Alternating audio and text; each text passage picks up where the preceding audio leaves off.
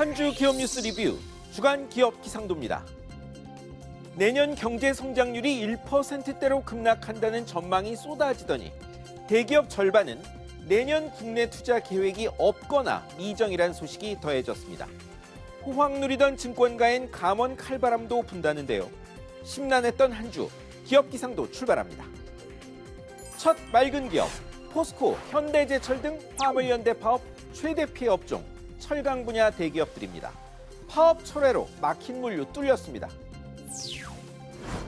정부의 강공 속에 일부 화물차 기사들의 복귀가 주 중반 시작되더니 결국 투표로 파업이 해제됐죠. 현대제철 포항공장은 파업 해제 전날부터 하루 계획량 50% 출하 재개됐고 하루 17,000톤 넘게 쌓아뒀던 포스코도 포항, 광양 모두 일부 반출 재개했습니다. 이번 주부터는 완전 정상화가 예상됩니다. 16일 만에 파업이 풀린 건 다행입니다.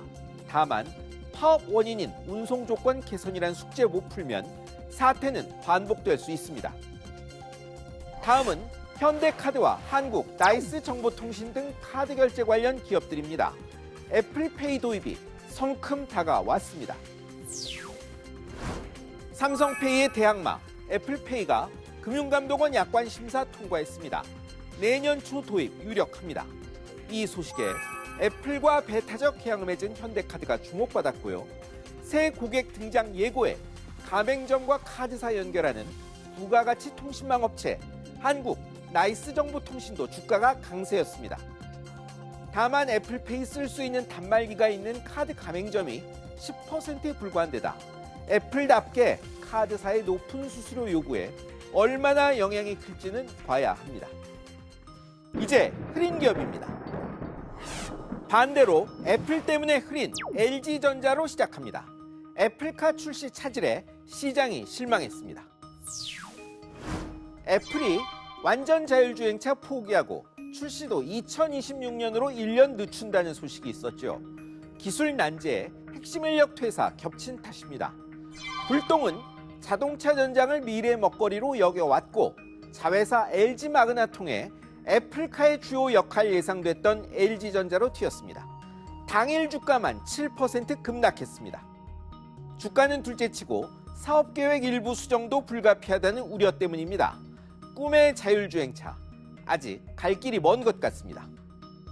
다음도 대표 기술기업 SK하이닉스입니다. 반도체값 하락과 이자 부담에 적자 경고 나오며 주가가 바닥을 뚫었습니다. 이미 3분기 영업이익이 1조 6천억 원대로 1년 전 대비 60% 급감하고 예상치를 밑돌았죠. 메모리 반도체의 겨울이 시작된 건데 지난주 주가가 52주 최저가 기록했습니다. 반도체값 하락에 4분기 1조대 적자 예상된다는 경고 탓이었습니다. 100조 넘는 현금, 금융자산 가진 삼성전자는 고금리에 앉아서 조 단위를 버는데 차입금 22조 넘는 SK하이닉스는 이자 급증할 것이란 우려도 한몫했습니다. 이번엔 네이버페이, 카카오페이, 쿠페이 등 간편결제 기업들입니다. 정부의 수수료 규제가 임박했습니다. 올 것이 왔습니다. 선거 때나 적정 수수료 산정기 오면 신용카드만 압박하던 정부 정치권이 드디어 간편결제 수수료 도마에 올렸습니다. 지난주 소상공인의 온라인 간편결제 수수료를 회계법인 확인받아 공시하는 제도 만들기로 결정한 겁니다.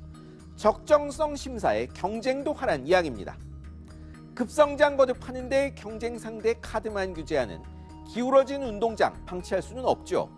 좋은 시절 가고 규제 위험에 노출된 겁니다. 마지막은 토종 가상화폐 위믹스 발행한 게임사 위메이드입니다. 위믹스 상장 유지 희망이 꺾였습니다. 계획과 다른 유통량, 불성실 공시 이유로 한 업비트 등 주요 가상화폐 거래소들의 상장 폐지 결정에 장현국 대표가 근거 부족한 갑질이라 반박했죠. 이를 막아달라며 가처분 신청도 냈는데 법원이 끝내 기각했습니다. 8일 오후 3시 위믹스는 거래소에서 사라졌고 당일 위메이드 주가는 급락했습니다. 위믹스 시가총액은 작년 11월 3조 5천억 원대에서 상장 폐지 당일 오전 800억 원대로 쪼그라들었습니다. 가상화폐의 미래를 믿는 것도 위험에 대처하는 것도 투자자 몫일 수밖에 없습니다. 대한민국 축구 국가대표팀의 11번째 월드컵 본선은 16강에서 멈췄습니다. 하지만 한층 발전한 모습과 투혼이 빛났죠.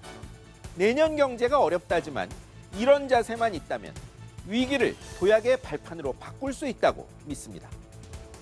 지금까지 주간 기업 기상도였습니다.